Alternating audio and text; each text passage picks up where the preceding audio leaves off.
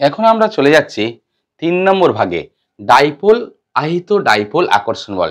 এই ধরনের আকর্ষণ বল মূলত ক্রিয়া করে স্থায়ী দ্বিমেরু ভ্রামক বিশিষ্ট কোনো অণু সঙ্গে কোনো অধ্রুবীয় অণুর মধ্যে। অর্থাৎ ধরে নিতে পারি H2O একটি স্থায়ী দ্বিমেরু বিশিষ্ট অণু, এর সঙ্গে একটা অধ্রুবীয় অণু I2 মধ্যে, এরকম হতে পারে। দেখো কি করে হচ্ছে। একটি স্থায়ী ধ্রুবীয় অণুর দুটো প্রান্ত থাকে, একটা হচ্ছে পজিটিভ প্রান্ত, একটা হচ্ছে নেগেটিভ প্রান্ত। অর্থাৎ দুটো পোল থাকে বা দুটো মেরু থাকে, একটা পজিটিভ মেরু, একটা হচ্ছে নেগেটিভ মেরু। ওই পজিটিভ মেরু এবং নেগেটিভ মেরু বিশিষ্ট কোনো একটি অণুর কাছে যদি কোনো অধ্রুবীয় অণু আসে, তাহলে কি হবে, ওই পজিটিভ প্রান্ত বা নেগেটিভ প্রান্ত ওই পরমাণুর ইলেকট্রন মেঘকে সাময়িকভাবে বিকৃত করতে পারে। ইলেকট্রন মেঘকে কি করতে পারে, সাময়িকভাবে বিকৃত করতে পারে। আবার শোনো, যদি স্থায়ী দ্বিমেরু ভ্রামক বিশিষ্ট কোনো অণুর কাছাকাছি কোনো অধ্রুবীয় অণু আসে, তাহলে ওই দ্বিমেরু ভ্রামকের কোনো একটি মেরু ওই অধ্রুবীয় অণুর ইলেকট্রন মেঘকে কিন্তু বিকৃত করতে পারে, ইলেকট্রন মেঘকে বিকৃত করতে পারে। অর্থাৎ এই পজিটিভ মেরুর কাছাকাছি ইলেকট্রন মেঘটা সরে আসতে পারে, অর্থাৎ এখানে একটা নেগেটিভ মেরু তৈরি হতে পারে এবং উল্টো দিকে কি পজিটিভ মেরু তৈরি হতে পারে।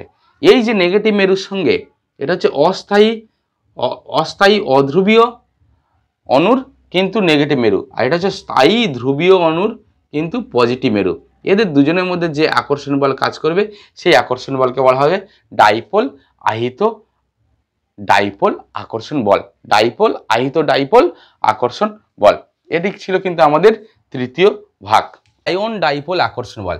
এখানে যদি কোনো আয়ন, সে পজিটিভ আয়ন বা নেগেটিভ আয়ন, কাছাকাছি কোনো স্থায়ী দুটি মেরু বিশিষ্ট, অর্থাৎ পজিটিভ মেরু এবং নেগেটিভ মেরু বিশিষ্ট কোনো অণু কাছাকাছি আসে, তাহলে ওই আয়ন, নেগেটিভ আয়ন পজিটিভ মেরু দ্বারা আকর্ষিত হয়, আর পজিটিভ আয়ন কিন্তু নেগেটিভ মেরু দ্বারা আকর্ষিত হয়।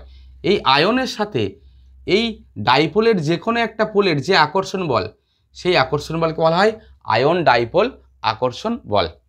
5 নম্বরটা হচ্ছে হাইড্রোজেন বন্ধন। হাইড্রোজেন বন্ধন, হাইড্রোজেন বন্ধন কিন্তু আমরা বিস্তারিত আলোচনা করা আছে কোথায় না, রাসায়নিক বন্ধন চ্যাপ্টারে। রাসায়নিক বন্ধন চ্যাপ্টারে হাইড্রোজেন বন্ধন সম্পর্কে কিন্তু বিস্তারিত আলোচনা করা আছে। তাহলে হাইড্রোজেন বন্ধন সম্পর্কে জানতে গেলে কিন্তু আমাদের রাসায়নিক বন্ধন চ্যাপ্টারটা জানতে হবে। তাহলে আমাদের এই গেল 5 রকমের আন্তরাণবিক আকর্ষণ বল।